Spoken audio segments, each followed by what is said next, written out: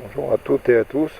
Présentation du Suron préparé un petit peu enduro, on va dire enduro balade, enduro loisir. Donc j'ai fait en sorte qu'elle soit 100% légale, 100% homologuée, parce avec les problèmes de contrôle technique qui vont arriver, voilà. Si moins on en change, mieux on se porte. Point de vue légalité, hein. Point de vue rétroviseur, catadiop, phare et ainsi de suite. Donc c'est une bécane qui est pas trop mal, mais bon, elle a des grosses lacunes. En gros, ce qu'il y a de bien, c'est le cadre, la batterie et le moteur. Le reste, c'est pas terrible. Mais bon, ça permet de s'amuser aussi un petit peu quand même.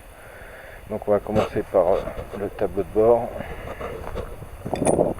J'ai pas changé grand chose, j'ai changé la potence parce que d'origine elle est trop courte en avant et trop courte en haut. C'est-à-dire que ça a été prévu pour des Chinois qui font 1m40. Et si on garde la position d'origine, on est trop basculé sur l'avant. Donc dans les descentes et tout, c'est chaud, quoi. On risque de passer par-dessus le guidon. Donc j'ai changé le support ici. J'en ai acheté une beaucoup plus longue que j'ai coupée, que j'ai fait ressouder, comme ça c'est adapté vraiment à ma hauteur. Dessus là il y a ce qu'on appelle un beeline, c'est une sorte de GPS qui c'est une boussole en gros. Vous choisissez le lieu de destination et ça vous y emmène forcément. Voilà, ça vous dit prenez à gauche, à droite, par les chemins, vous pouvez faire une balade, faire des boucles et tout, vous retrouverez toujours votre chemin.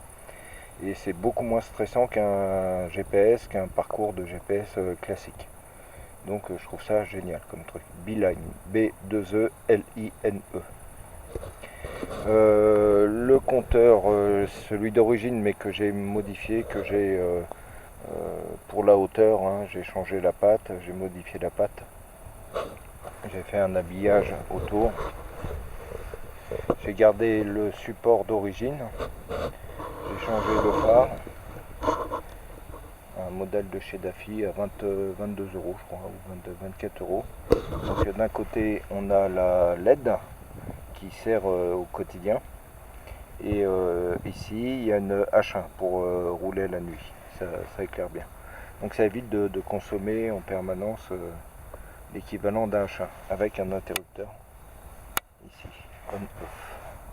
En dessous, la petite abeille, petit autocollant trouvé sur Amazon. J'aime pas commander sur Amazon, c'est des pollueurs, mais bon, là j'avais pas de choix, il n'y avait que ça. Donc ils envoient une enveloppe, c'est pas très polluant. J'ai gardé les clignots d'origine. Les catadiopes d'origine, vous allez rigoler, mais bon, quand il faudra passer au contrôle technique, les gars, vous rigolerez moins. J'ai fixé un bidon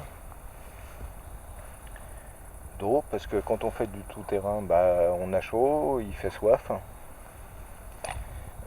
Ici, alors ça c'est une chambre à air, une petite chambre à air de trottinette.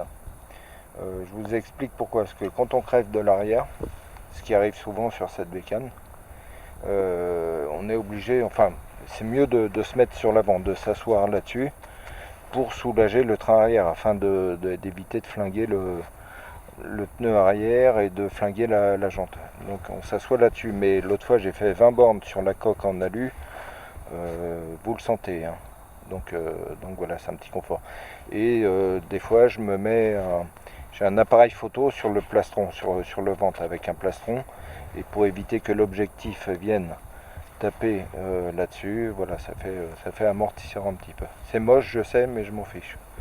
La selle, elle est d'origine, mais elle est vraiment pas terrible d'origine, elle est raide comme du bois. Bon, je vais m'en occuper par la suite. En dessous, j'ai fait, je sais pas si vous voyez, mais j'ai fait 2 trous qui correspondent à l'emplacement des écrous de fixation de la selle. Ce qui fait que là, j'y ai accès par là et à l'avant. En 2 minutes, la selle elle est retirée. À l'arrière, j'ai mis un garde-boue type enduro. J'ai fait une prolongation dans la boucle arrière, j'ai fait une barre métal avec un carré et j'ai mis ce garde-boue arrière.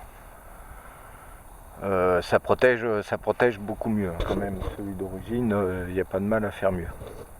Une petite trousse au-dessus pour les outils et les pansements. Parce que quand on se gaufre, qu'on se fait mal, c'est bien d'avoir de la bande, du désinfectant. Pour l'arrière, c'est à peu près tout. Donc le garde-boue, ça le fait bien. Le seul souci, c'est lors des gros sauts, des grosses compressions. Ça vient toucher légèrement ici. Mais bon, ça bloque pas derrière. À l'arrière, alors j'ai fait une modif de l'amortisseur, je l'ai pas modifié, mais il va falloir le changer parce que c'est une grosse merde. On s'en prend plein le dos. Si on l'assouplit, ça va pas non plus parce que ça vient en butée, la roue vient en butée contre le haut. Donc c'est une merde, mais bon, pour l'instant je suis avec. J'ai mis une chaussette, ce qu'on appelle une chaussette d'amortisseur, que j'ai fabriquée avec une chambre à air. C'était un petit peu dur de la rentrer avec du WD-40, ça rentre tout seul. Collier en bas, collier en haut. Il est 100% étanche. Donc la tige d'amortisseur ne morfle pas. J'ai descendu les repose-pieds aussi. Donc j'ai pas acheté les platines toutes faites. Parce que j'ai de quoi un petit peu découper. Chez moi, j'ai pris des grosses platines en alu, enfin des gros blocs d'alu que j'ai découpé. Et voilà, donc ça descend de 2,5 cm. C'est beaucoup mieux parce que d'origine ils sont beaucoup trop hauts. Donc guidon trop bas et repose-pied trop haut, la position c'est vraiment pas terrible.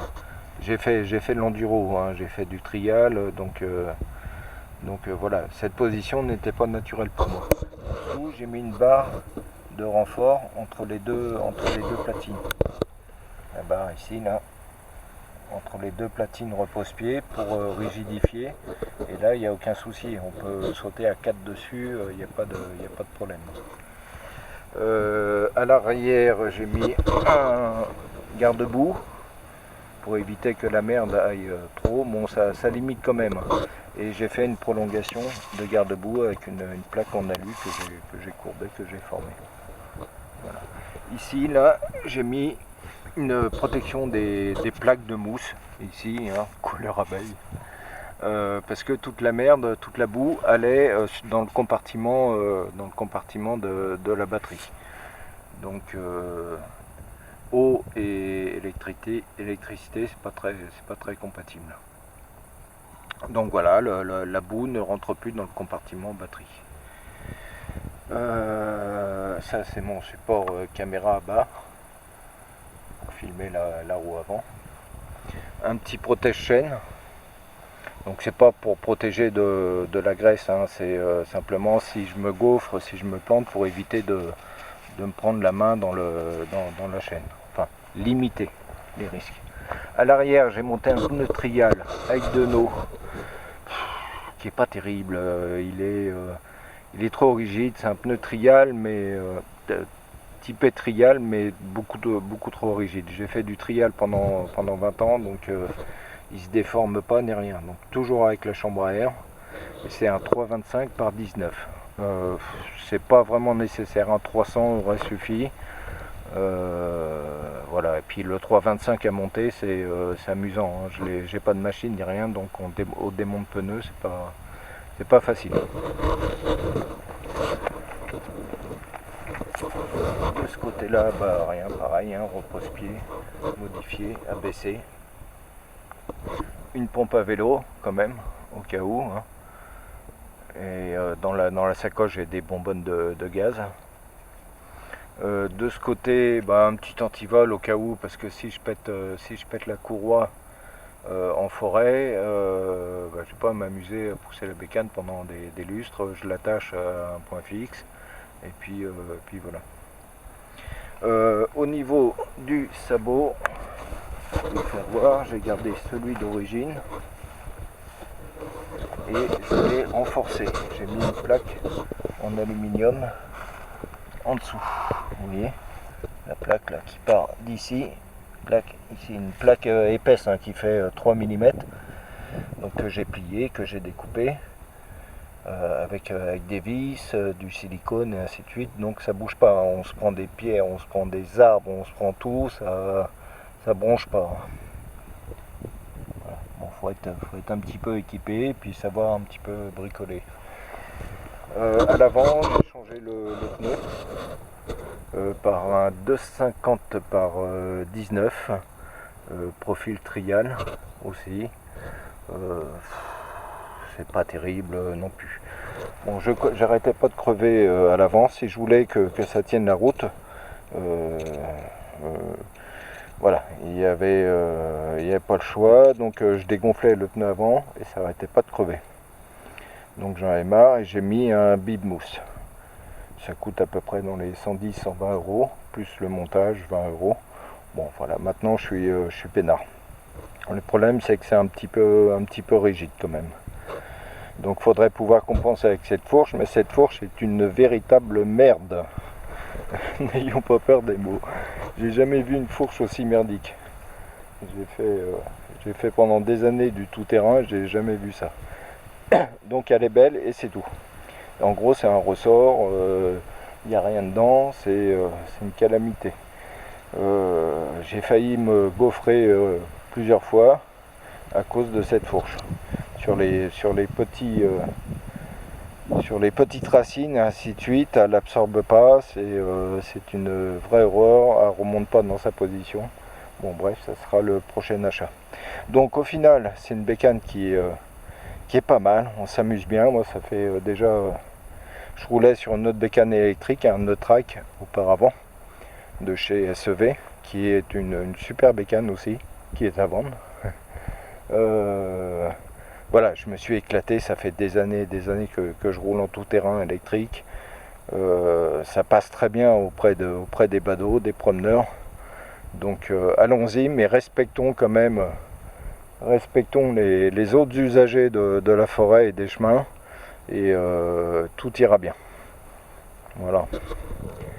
À bientôt.